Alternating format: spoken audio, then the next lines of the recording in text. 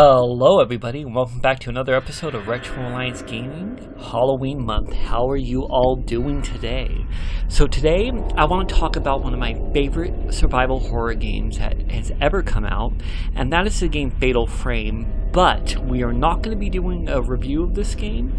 Instead, what I want to do is I want to talk about the true story behind the game in a video that I like to call the Himuro Mansion Haunting. On December 13, 2001, a game known as Fatal Frame was released across the world as a brand new survival horror game. I remember seeing this in the store, and the first thing I noticed in the corner was it said based off of a true story. Now, seeing this immediately caught my attention because I already loved horror games, but to think there was one based off of a true story, this has got to be something amazing, right? This horror game was also set in Japan. So this was something very exciting for me, as I was into a lot of Japanese folklore. I immediately got incredibly excited at the very idea, and I bought the game right then and there on the spot. I swear to God, you couldn't pull my money out any faster than it came. The game takes place in 1986, and it follows the story of siblings Miku Hinasake and her brother Mafuyu, who suddenly disappears while searching for a famous writer at the Himuro Mansion, which is said to be very haunted. His sister immediately sets out to find him. Now, the story starts off with a black and white prologue where you control her brother and plays out in a very gritty and terrifying way. Now, we're not going to go into the game for this video. I'll actually save that for a review in the future. But instead, we're going to dive into the backstory and the so-called real history behind the game. Was this a real event, or was it an elaborate hoax? Let's investigate and find out. There is an urban legend that lies just beyond the famous city of Tokyo. This area is known for many tragedies and urban tales, none other than the Himuro Mansion. The location of this place is actually unknown, but some speculate it's located in the rocky regions just outside of Tokyo. This mansion is said to be the resting place of hundreds of bodies, and is the setting of one of the most gruesome massacres in Japanese history.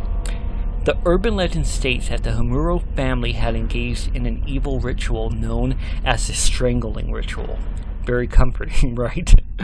This was apparently done once every 50 years to help seal off ill energy and rid the area of bad karma. Now, supposedly, every December, a foul presence of energy would emerge, cursing all the people who lived on these grounds. And in order to prevent this from occurring, a maiden was chosen by the head of household and isolated away from all of her friends and family. They randomly chose this person at birth, sealing their fate from the start. The reason they did this was to cut off all ties to the outside world and to not cause any issues that may prevent the ritual from being successful. If you thought that was disturbing, this gets way fucking worse. The day of the ritual, the girl chosen was bound by ropes, and she was tied from her neck to her wrists and her legs and attached to a group of horses. The horses would then get riled up and begin to run and jump, ripping the limbs from her body and decapitating her. Yes, this was some dark, fucked up shit. Following the death of the girl, they would remove the ropes soaked in her blood and place him over a portal, the supposed gateway where the foul energy would emerge. These people believed that by performing this sacrifice, it would close the portal, ensuring that these grounds would remain safe for another 50 years. I am really happy that this is not my family. This was a rinse and repeat ritual that went on for thousands of years. Now, approaching more recent history, it is said that during the last strangling ritual, the chosen maiden had fallen in love with the young man. Now, the young man, knowing that the love of his life was cursed, vowed to do everything he could to save his one true love.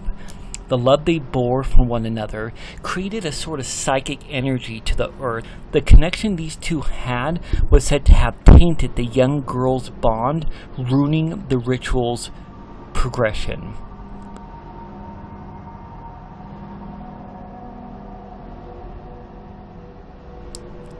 The master of the mansion, knowing that the ritual was ruined, dooming all within the estate, took it upon himself to murder every last one of his family members, then sacrificing himself to prevent the curse from coming upon the land, hoping to prevent the suffering and grief that would come. The urban legend says that after this, the family's souls would walk the grounds, eternally attempting to repeat this rite. And this has gone on for nearly 50 years. It is said that from this point, anyone who visited the grounds would see terrifying apparitions wandering, blood splashing on the walls, the sounds of girls screaming, galloping horses, and this, my friends, became the basis of the game Fatal Frame. Since then, this legend has become actually very popular. What follows is the story of Mafuyu's sister deciding to come to the mansion in search of her brother, not having a single clue about anything that has taken place. Now this, to me, is a freaking fantastic basis for a game. After hearing all of that, who wouldn't want to go and buy this game? Regardless of how scary or how morbid it might be, it is in our human nature to be drawn to the darker aspects of the world. And that made this game a cult hit among gamers and has since spawned 5 sequels with various stories. So the question is, did this happen? Is this actually true? Well, some say it is.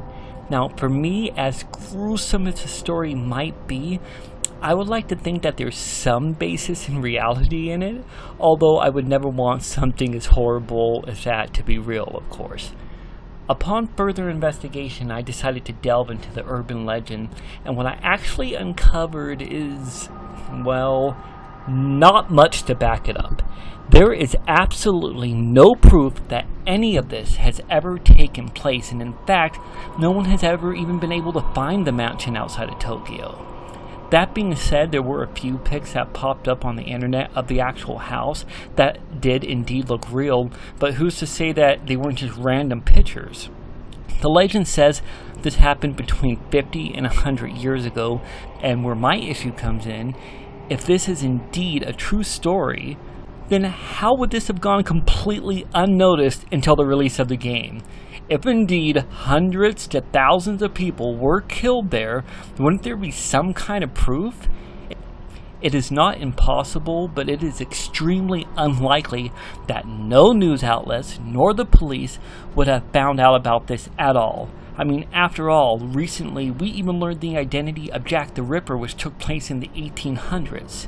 So there's just no way that outside of a major city no one would have found out about this half-century long ritual that supposedly took place. Now, some say this is real, and some say this is just a big elaborate hoax that the creator of the game put out in order to ramp up anticipation and sales of the game.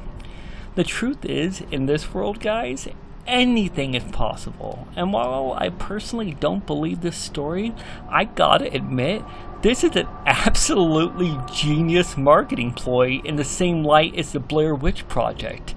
And there is no doubt in my mind that this captivated the audience and this amazing game and brought its sales up and got it to the cult status it now has.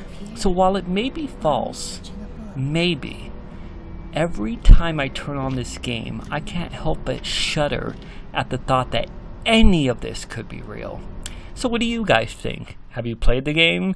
Do you know the story? And if so, do you actually believe this to be true?